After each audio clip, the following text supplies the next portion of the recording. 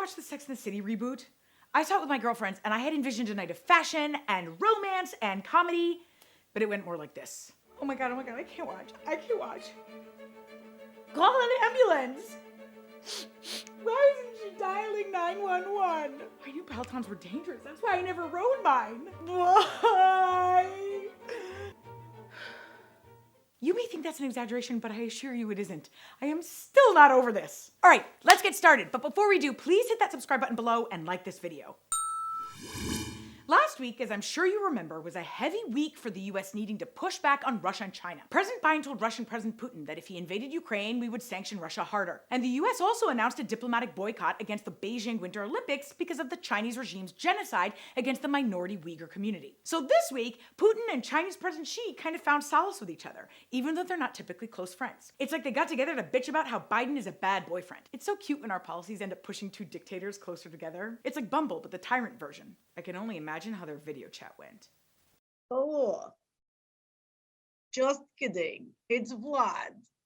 So, how big are your missiles? I said missiles, not muscles. The reason I'm talking about the Russian and Chinese leaders cozying up is because they're not normal friends.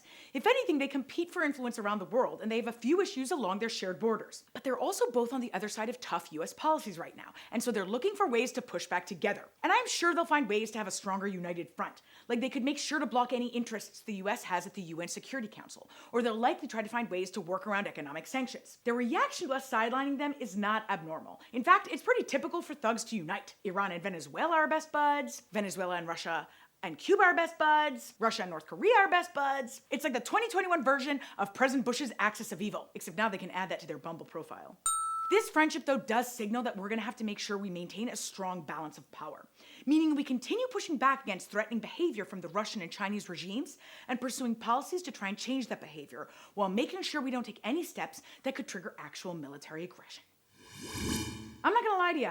I never thought I'd be talking about the Miss Universe contest, which just took place in Israel. This event had a whole slew of political angles to it, but the reason I wanted to highlight it is because of the political statements the contestants themselves made, mostly through their outfits. Like Miss El Salvador's dress was designed to represent people affected by femicide, since El Salvador has the highest rate of femicide in the world, with a rate of one woman being murdered every 24 hours. A few contestants like Miss Finland, Miss Great Britain, and Miss Curacao all wore dresses to highlight different aspects of climate change. Miss Ireland wore a superhero-inspired outfit to promote fair pay for healthcare workers. And Miss Czech Republic wore a lioness warrior costume to promote women's rights globally. I love all of this, but this event was also not without some crazy. Israel was asked to host the event because of its high vaccination rate and low virus numbers, but grassroots Palestinian organizations called on people to boycott the event.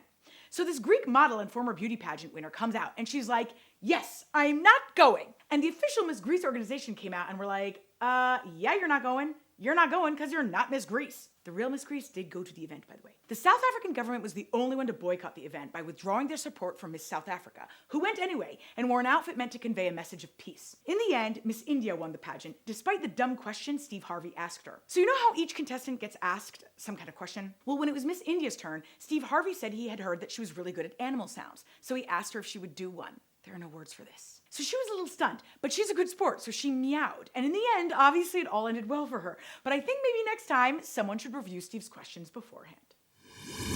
A Rohingya refugee in the US has sued Facebook for $150 billion, saying they played a role in perpetuating the genocide that took place against the Rohingya in Myanmar in 2017. The Rohingya are a minority Muslim community in Myanmar, and in 2017, the Myanmar military pursued a campaign of murder, rape, and burning villages down in order to push Rohingya residents out of the country. So the Rohingya alleged that Facebook's platform allowed hate speech against them to spread because of algorithms that favor sensational posts. And also because Facebook didn't take down posts, they ended up increasing tensions between Buddhists and Rohingya and promoting violence. So first, to understand how this could happen, you have to put yourself in the shoes of a regular Myanmar citizen who until about 10 years ago didn't really understand the internet.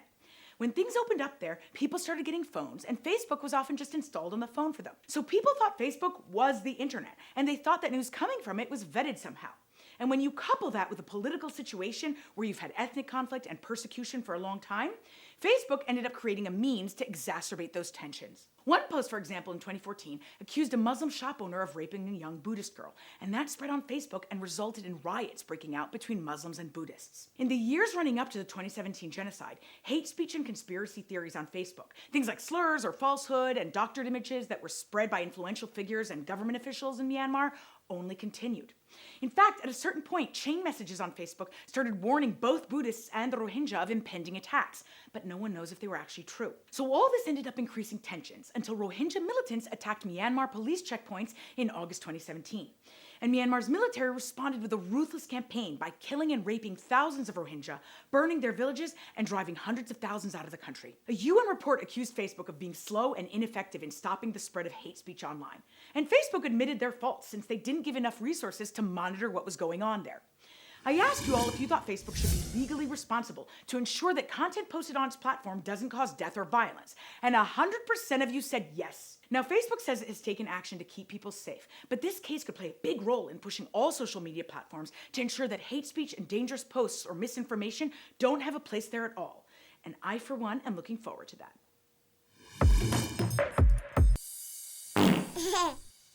From April 2020 to April 2021, 100,000 Americans died of a drug overdose, and the global illicit drug trade substantially contributed to that number.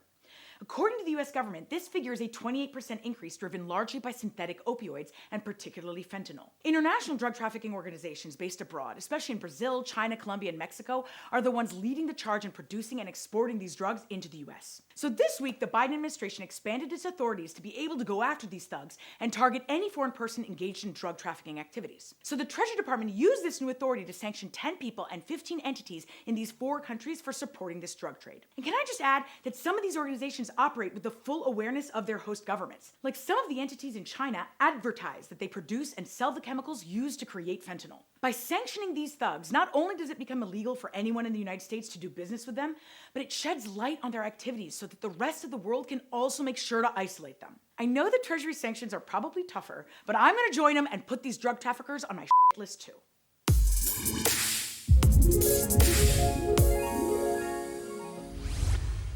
I bet you didn't realize that slavery still exists, even in the United States.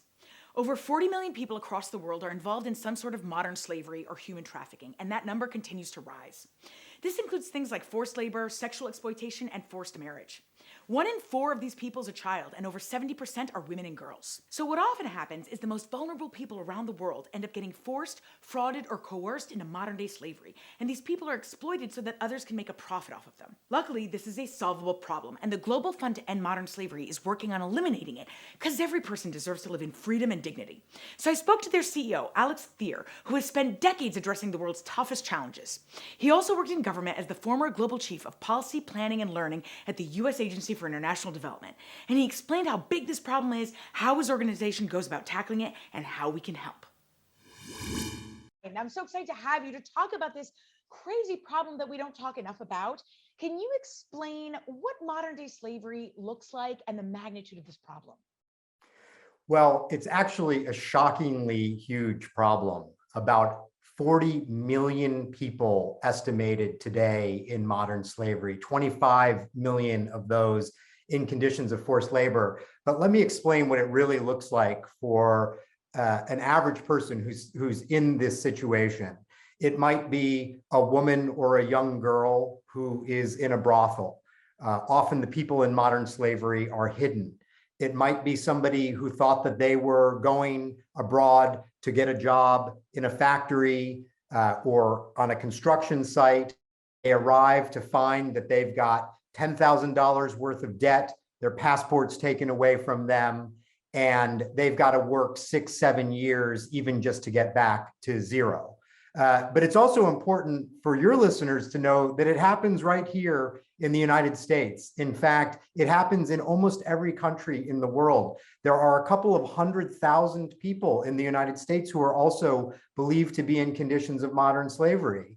But it's also, while the people themselves are often really hidden, the truth is that the fruits of modern slavery are not hidden from us. Unfortunately, it's often in our cell phones. The coltan that goes into cell phone batteries is often mined with child labor. It's in our clothing, because a lot of apparel factories have people who are living in conditions of forced labor. It's in our chocolate, because a lot of chocolate and cocoa is actually picked with child labor in West Africa. And so it's actually all around us, and opening our eyes to see that is going to be part of the solution. And if people here in the United States want to make sure that they're not enabling it or fueling it, what can we do? The first thing that's important for people to know is that the problem is terrible, but it's not intractable. We can actually make a difference, and our work with our partners around the world is demonstrating what progress looks like. What people out there can do is a couple of things. First of all, money, of course, matters. It helps.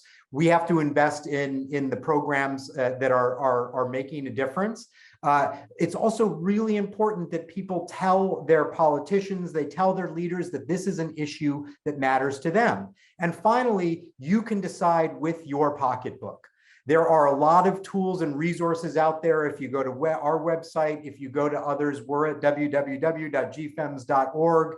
People can find the companies that are actually looking at whether modern slavery exists in their supply chain. They make a commitment to make sure that it's not there, and you can feel comfortable buying their products, knowing that you've made a difference. Alex, this is great. I am a big believer here at Oh My World that the power is held by these audiences who really care. And so this is really great information. Thank you so much. And thank you so much for your work.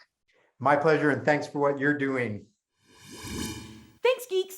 We're going to be taking a short break for the next 2 weeks, so we wish all of you happy holidays, and we promise to catch you up when we're all back. For those of you looking to support those affected by the horrific tornadoes in Kentucky, the Salvation Army, American Red Cross, and Crisis Cleanup are doing amazing work, so head there to see how you can help. And before you go, please don't forget to subscribe and like this video. It makes a huge difference. And if there's anything you want me to talk about, leave me a comment or reach out to me directly on social media. Stay fabulous, Geeks.